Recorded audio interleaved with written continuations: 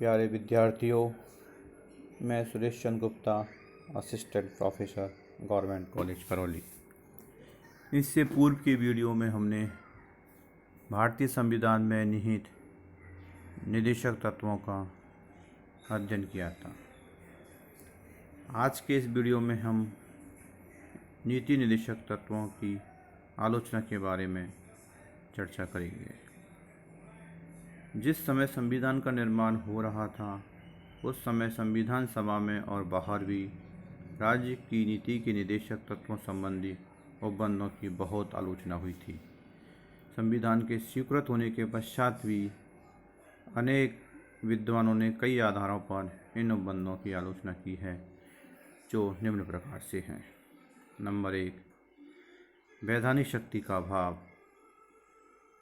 संविधान द्वारा राज्य की नीति के निदेशक तत्वों को एक ओर तो देश के शासन में मूलभूत माना है, किंतु साथ ही वे वैधानिक शक्ति प्राप्त या अर्थात न्याय योग्य नहीं है।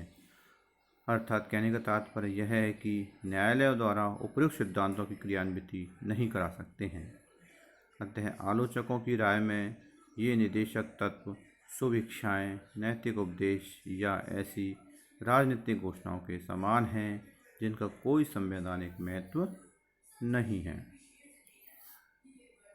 Professor K.T.. शाह के शब्दों में, यानी प्रोफेसर के.टी. शाह ने नीति निदेशक तत्वों के बारे में क्या कहा है, तो प्रोफेसर के.टी. शाह ने कहा है कि यह एक ऐसा चेक है जिसका भुगतान बैंक की इच्छा पर छोड़ दिया गया है। वह बहुत ही इम्पोर्टेंट कोटेशन है।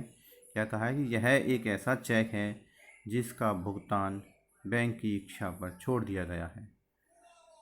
Professor KC. विहियर ने भी इन निदेशक तत्वों को उद्देश्यों और आकांक्षाओं का घोषणा पत्र कहा है। आलोचकों को कहना है कि यदि संविधान में नैतिक उपदेश करना ही अभिष्ट था तो बाइबल की 10 पवित्र आज्ञाओं को संविधान में क्यों नहीं लिया गया।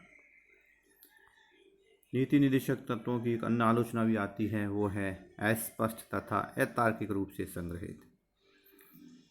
नीति निदेशक तत्वों के विरुद्ध यह भी आलोचना की जाती है कि वे किसी निश्चित या तर्क संगतपूर्ण दर्शन पर आधारित नहीं हैं। वे अस्पष्ट हैं, उनमें क्रमबद्धता का अभाव है और इनमें एक ही बात को बार बार दोहराया गया है। उदाहरण के लिए इन तत्वों में पुराने स्मारकों की रक्षा जैसे महत्वहीन प्रश्न अपेक्षाकृत अत्यंत महत्वपूर्ण आर्थिक तथा सामाजिक प्रश्नों के साथ मिला दिए गए हैं। प्रोफेसर श्रीनिवासन जी ने कहा है कि इस अध्याय में कुछ बेढंगे तरीके से आधुनिक को पुरातन के साथ और तर्क तथा विज्ञान द्वारा सुझाए गए उपबंधों को विशुद्ध रूप से भावुकता पूर्वाग्रह पर आधारित उपबंधों के साथ मिला दिया गया है। एक अन्य आलोचना भी की जाती है कि यह एक प्रभुसत्ता संपन्न राज्य में अस्वाभाविक, अर्थात कहने का तात्पर्य यह है कि एक प्रभुसत्ता संपन्न राज्य में इस प्रकार के सिद्धांतों को ग्रहण करना अस्वाभाविक ही लगता है। एक उच्च सत्ता अधीनस्थ को आदेश दे सकती है, जैसा कि 1935 के भारतीय शासन अधिनियम में ब्रिटिश संसद द्वारा गवर्नर जनरल और गवर्नर को आदेश दे दिए गए थे, लेकिन एक प्रभुसत्ता संपन्न राज्य में इस प्रकार के आदेश देने की आवश्यकता पड़े, यह अस्वाभाविक जान पड़ता है।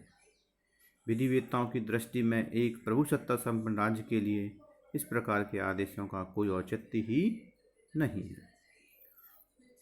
एक अन्य आलोचना भी की जाती है कि यह अव्यवहारिक एवं अनुचित है। इन तत्वों की व्यवहारिकता व औचित्यता को भी कुछ आलोचकों के द्वारा चुनौती दी गई है। उदाहरण के लिए मद्य निषेध से संबंधित निदेशक तत्वों की स्वतंत्र अर्थव्यवस्था के प्रतिपादकों द्वारा उग्र आलोचना की गई है।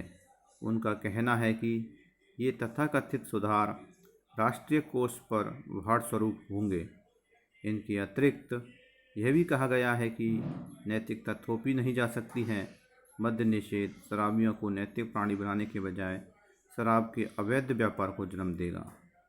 यह व्यवस्था इस दृष्टि से भी अव्यवहारिक प्रतीत होती है कि अनेक राज्य सरकारों द्वारा कई बार मद्य निषेध की व्यवस्था का अंत कर सार्वजनिक क्षेत्र में में विक्रय गृहों की स्थापना की गई है, यानी मध्य विक्रय गृहों की व्यवस्था की गई है, यानी कि शराब की दुकानें, वाइन शॉप्स खोली गई हैं। ऐसी स्थिति में डॉक्टर जेनिंग्स के शब्द बहुत महत्वपूर्ण हैं कि कहा है कि बहुत कुछ सीमा तक उचित प्रतीत होते हैं। क्या यानी कि प्रोफेसर जेनिंग्स ने कहा है कि आने वाली सदी में ये तत्व निस्संदेह निरर्थक हो जाएंगे। इसकी एक अन्य आलोचना आती है संवैधानिक द्वंद्व के कारण। संवैधानिक विधिवेत्ताओं ने यह आशंका व्यक्त की है कि ये तत्व भारतीय संविधान में संवैधानिक द्वंद्व और गतिरोध के कारण बन सकते हैं।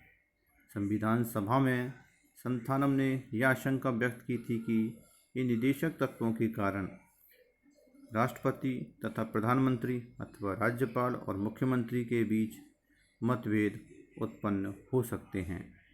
प्रश्न यह है कि प्रधानमंत्री इन सिद्धांतों का उल्लंघन करता है तो स्थिति क्या होगी। एक पक्ष कहता है कि राष्ट्रपति इस आधार पर किसी भी विधेयक पर निषेधाधिकार का प्रयोग कर सकता है, अर्थात अपना वीटो पावर का प्रयोग कर सकता है कि वह शासन के मूलभूत सिद्धांत निर्देशक तत्वों के विरुद्ध है। भारतीय संविधान के प्रसिद्ध लेखक श्री दुर्गादास बसु के द्वारा भी उपयुक्त विचार व्यक्त किया गया है। इस प्रकार ये नीति निर्देशक तत्वों के द्वारा एक संवैधानिक द्वंद्व की स्थिति पैदा हो जाती है, यानी राष्ट्रपति और प्रधानमंत्री के बीच केंद्र सरकार में और राज्य सरकारों में मुख्यमंत्री और राज्यपालों के बीच भी द्वंद्व की स्थिति उत्पन्न हो जाती है कि किस चीज़ को लागू करें। इस प्रकार उपयुक्त विद्वानों द्वारा नीति निर्देशक तत्वों की अपने अपने आधारों पर उपयुक्त तरीके से आलोचना की गई है, जो कि हम देखते हैं कि वर्तमान संविधान में या वर्तमान समय में सटीक भी बैठती हैं।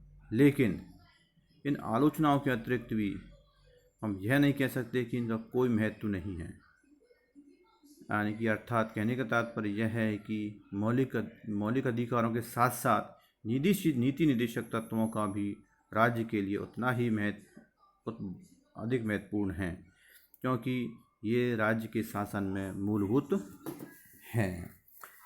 हम इन आलोचनाओं के बाद अगले वीडियो में इन नीति निर्देशक तत्वों के महत्व के बारे में भी चर्चा करेंगे, जिसके आधार पर हम अनुमान लगा सकते हैं कि इनमें कुछ कमियां होने के बावजूद भी इनका अपना महत्व है। धन्यवाद।